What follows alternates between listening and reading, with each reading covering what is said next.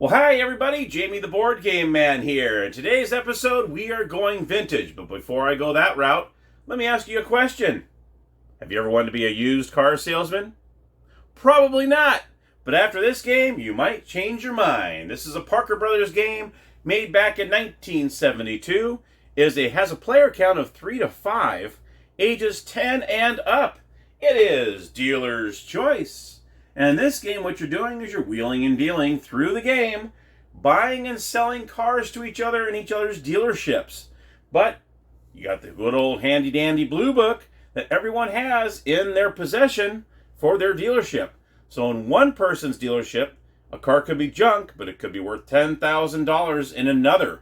So you got to be really careful when it comes to selling and buying. You can also set fire to other people's cars. You can also do damage to other people's cars.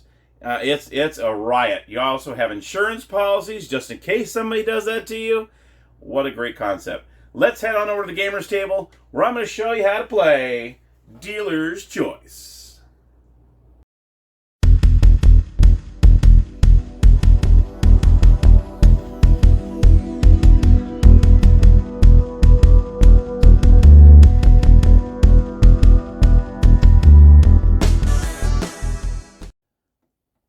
All right, here we are at the gaming table. Dealer's Choice. Let's check out, see what's inside.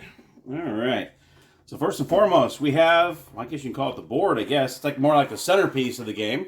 There is the Dealer's Choice game board. And what's cool is it looks like a hubcap. Look at that. Isn't it really cool? So it looks like a hubcap. So this goes in the middle, like I said, the centerpiece of the game. And you have these little slots where you put the money and the insurance cards and the auto cards and all that stuff. It actually kind of tells you what to put where. You'll see like this says, 10,000, 5,000. It'll actually kind of tell you. But not that you have to really have to follow that because it'll all fit in there. You also have the instruction booklet. Here's the instruction booklet. Not much to it. There you go. There's instructions. You also have 5 Kelly Blue... Well, I'm going to say Kelly Blue Book. I guess I can't say Kelly. These are the official Blue Books. You can see these are ones right here. They give you 5 of them because it is a 3 to 5 player game. You also have these inserts that go inside the blue book that tell you the values of the cars. Okay. You also have the money, which is right here. You got 5,000, 10,000, 100s, 500s, 1,000s, and a few 5,000s. Okay. You also have the auto cards. Here's what the auto cards are. You see you got some of the cards right here. Really, really cool. You got a little racing car there. But anyway, we got the auto cards. Then you got the insurance policy cards right here. Okay. And you also have the Dealer's Choice cards. All right. And that's pretty much the components of the game. Let's go ahead and get down to the nitty-gritty. Let's go ahead and get this all set up. All right. Here is the setup for Dealer's Choice. Obviously, the good old hubcap goes in the middle, and you're going to go ahead and place all these cards in here. The auto, Dealer's Choice, insurance policy, and the denominations of the money. And then the setup goes is this. Each person is going to start off with an insurance policy. Each person is going to start off with 5 Dealer's Choice cards. You're going to have $25,000. You're also going to have, depending on how many players you have, the amount of cars that are in your dealership. Now we have a 3-player game going here. So each player will start off with 4. If you have a 4-player game, each person starts off with 3. And a 5-player game, everyone starts off with 2 cards. Everyone has an official blue book. Everyone takes a value card, which you see the values of the cars here, and they're going to go ahead and slide it into their blue book. And you can see here, it tells you what each of your cars are worth in your dealership under that little slot right there. And that's the setup right there. That is it. And then we're going to go ahead and start the gameplay. How you start the gameplay is you're going to look at the back of your official blue book. It tells you the different play options on the back. Okay. Step 1, Step 2, Step 3, and Step 4. Let's go over each one of these. Step 1, replenish lot if necessary. What that means, you must have at least 2 cars in your dealership. All right. You start off your turn and you only have 1 in your dealership. You must purchase an auto from the deck. Okay. How you do that? That is 2 different ways you can do that. Okay. You can either, I'm going to pay $4,000 and I'm going to take the top deck. The top card. Okay. You might get lucky It might be a $10,000 list price and you just bought it for $4,000, or you could just bought it for $4,000 and the list price is only $1,000. So you're kind of gambling there. Or you can just say, take the card and just pay the list price. In this case, it was $5,000, so it would have been better if I would have just paid the $4,000. I would have made $1,000 on this, and then I would add it to my dealership. Okay, and that's how that works. You must always have at least 2 in your dealership to start your turn. Okay, isn't that kind of cool? I have a tank. Isn't that cool? And then you have Harley Davidson. Pretty cool, huh? So anyway, we'll keep the tank in there. So that is step 1. You always have to make sure you have at least 2 in your dealership. Okay. Now, then you're going to go on to part 2. This is, you have 5 different options you can see here: A, B, C, D, and E. Okay. The first one is play 1 or 2 dealer's choice cards according to their indicated action. So you start off with 5 of these cards, and you can decide whether you want to play 1 of these or 2 of them. Let's go ahead and show you what these are all about. Here's sell a car for list price plus $3,000. I do have that option. I can force another dealer to pay an excise tax of $5,000 to the bank. Ouch. Okay. Or I can buy a car of your choice from another dealer. Okay. And then, of course, you have buy a car of your choice from a dealer for half the list price. So you have these type of cards in there. You also have some cards that you can collision. Force another dealer to return one of his cars of your choice to the auto exchange, or you may pay a repair bill of half the list price to keep the car. Okay, so some of these you can actually throw on other players' cars, say like the DeSoto collision. Okay, that can happen on your turn as well. You're also fire. Car destroyed. Force another dealer to send one of his cars of your choice to the auto discard, and it's out of the game for the rest of the game. Okay, so that is some of the things you can do with these cards. Car stolen. Force another dealer to return one of his cars of your choice to the auto exchange. Okay, and this is the auto exchange right here. Okay. All right, so that is in a nutshell, the dealer's choice cards. Okay, so you can play 1 or 2 of those on your card. Or you can buy the top car, like I said earlier, you can buy a car. Okay, the $4,000, or you can pay the list price. You can buy an insurance policy for $4,000. You might need these just for the sake of what I just showed you. You also have collision insurance. So just the one I showed you, I said, collision. Well, guess what? You can have collision insurance and you can collect the list price. That might go in your favor, especially if maybe the DeSoto is junk in your blue book. Well, guess what? It's listed at $3,000. You just made $3,000. So that might actually help you. Well, I also have fire insurance. You get the collect the list price. And of course, unfortunately, you have some of these fly-by-night ones, which are no value whatsoever. If you have a roving band of chickens that destroy your car, I'm sorry, that's about the only time this policy will go into effect. Also, if you have some rancid popcorn, which is pretty bad, actually. I wish I had insurance against that, especially when you burn popcorn and it lasts like a week. But anyway, those are the insurance policies. You can buy those for $4,000 if you so choose.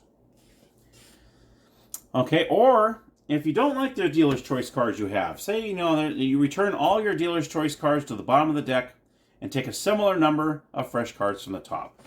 Let's just say you had 3 of these. Let's say 2 of them. I'm not going to use these. These aren't. So what you can do is you can put them on the bottom of the stack and just take the same number that you put in there and put them back in your stack. You can do that. And the 5th option is none of the above. Maybe you feel comfortable where you're at. I'm good. I don't need to ruffle any feathers right now. I'm good. Now you can go to the 3rd option. The 3rd option is you may open your lot for business, and that is when the fun begins. Let's just say I'm going, okay, I'm ready to go here. Let's do this. I am open for business. The seller is going to choose which one of these cars is up for auction. Let's just say the tank is up for auction, okay? I'm going to look at the number corresponding here. We got number 8 here. So all the numbers, all these cards have numbers on them, and that's going to pertain to the number that's on here. You can see there's a number. See what it says 10, 9, 8. That tells you the value of that car in your dealership. So you got 8. There's the tank. I'm going to look at the tank. It's worth $1,000 in my dealership. Not much at all. So I'm hoping I can make some money off of this. The bidding begins. Okay, my tank is now up for sale. Who is interested?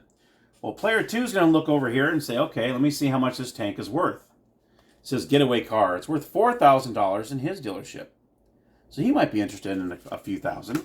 Let's look at player 3. Player 3, 8 is worth only $1,000. It says for parades only, which I guess that would be the tank. That'd be the case in the tank. Okay, so he's probably not going to really bid much here because it's only worth $1,000. So let's just say he says, you know what, I'm not interested. He says, okay, $2,000. Now I can say, okay, you got it. Take the $2,000. Here's the tank. Here you go. Now I don't know how much this is valued in his dealership. I might just give him a $10,000 vehicle, and I just made $2,000. I mean, but then again, it's $1,000 to mine, so I made $1,000. But you really don't know how much it's worth in his dealership. That's the fun part of the game. So we can either do that. I can just agree and say, okay, good deal. Or I can say, you know what? I could counteroffer. I want $3,000 for it.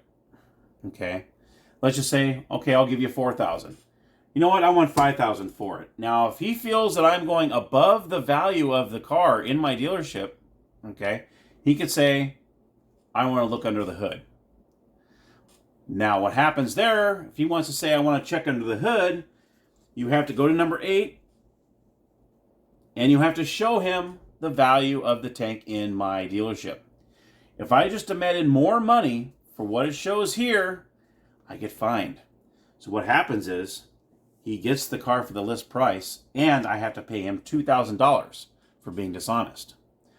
But it can go the other way around.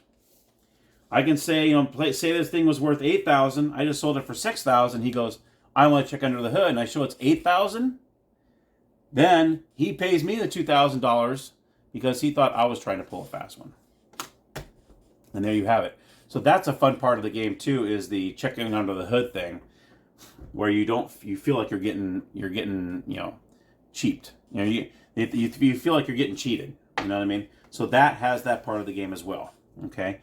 Once that goes through, once a transaction happens, or maybe it doesn't happen, then you move on to the fourth option here, which is draw one dealer's card to end your turn. So you just draw one of these at the end of your turn, and you're done, and it goes on to the next person. They do the same thing. They decide, do they want to play one or two of the dealer's choice cards? Do you want to purchase a car? Do you want to go ahead and buy an insurance policy? Or do you want to return some of your dealer's choices and get some refreshers? And then you want to, okay, I'm ready, I'm open for business, choose a car, look at your blue book, see what the value is. That way you know whether you want to accept or decline what you have there. And it goes from person to person, okay? What triggers the end of the game is this. When all the auto cards are gone, when all of them are gone and one dealership has no more cars, okay? All these are gone, one dealership empties out their dealership, the game is over, okay? Everyone's going to go ahead and count how much money they have, and also the assets in their cars. So they're going to look at the cars, they're going to go on here, okay, that one's worth this one's worth this, and then they go ahead and add it all up, and whoever has the most money wins. Now let's go over someone that maybe somewhere down the line, you have to file bankruptcy. Say you can't afford it, okay? If a player is unable to meet the lot requirement rule, like like you can't, you no longer can, I can't buy a car, I don't have any money, I don't have enough, okay? Due to the lack of appropriate dealer's choice cards and or cash, he must retire at once from the game by turning over whatever cash he has to the bank and shuffling any auto he may own into the auto exchange. So if he has one or two, he just has to put them back in there, you reshuffle, and do it like so. Okay. If a high bidder discovers he has insufficient cash, which I would hope that wouldn't happen in this game, but you never know. He must first pay whatever cash he has, and then must pay one or more of his autos as necessary, each valued at list price, so as to pay not less than what he owes to the seller. If he cannot make full payment in this manner, the seller takes whatever cash and autos the buyer has and collects the balance of cash from the bank. The auto which was to be sold to the buyer, however, must in this case be retired from the game and placed in the discard lot. The would-be buyer must retire from the game at this point unless he can show he has dealer's choice cards, which could conceivably allow him to fulfill the lot requirement at the start of his turn. So there you have it. So in case you don't have any money there, maybe you might have some dealer's choice cards, maybe you could sell a car, buy a car, something, you can take a car from someone else or something and then sell it, whatever. That's how you would try to stay in the game. But like I said, whoever has the most money at the end of the game after you count the assets and the cash you have wins the game. And there, my friends, is Dealer's Choice. Now let's head on over to the game room and I'll give you my final thoughts. All right, so my final thoughts on Dealer's Choice. You know what? What a cool little game. What a cool, is there any other used car salesman games out there? If there is, let me know. Comment down below. Off the top of my head, I can't think of any.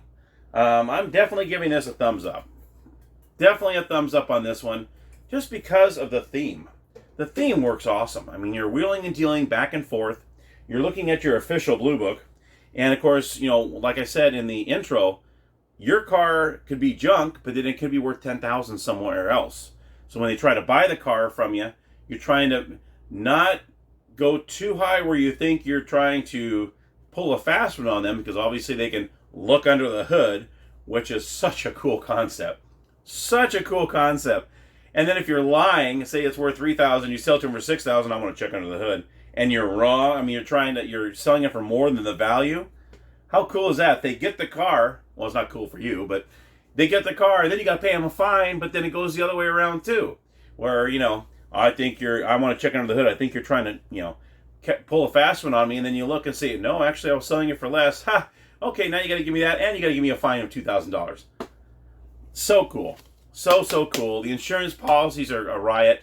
Some are, those fly-by-night ones are really funny, that they won't even cover you for anything, so you just wasted the money to buy that insurance policy for nothing. It's such a cool little game. I like that they have 10 of those inserts, so you can play this quite a few times and not know exactly which one is which. So very awesome game, especially back in 1972. This is great. I love the way the board game looks like a hubcap, like I showed you in the tutorial. I turned it around and showed you this is the hubcap, and it looks just like a hubcap. And then you put the little money and the cards all the way around. Very, very cool. Highly suggest it.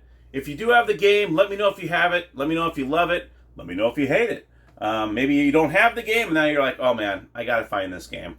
I believe I got this on eBay, I believe. And I wish I could remember how much I bought. No, actually it was Facebook Marketplace.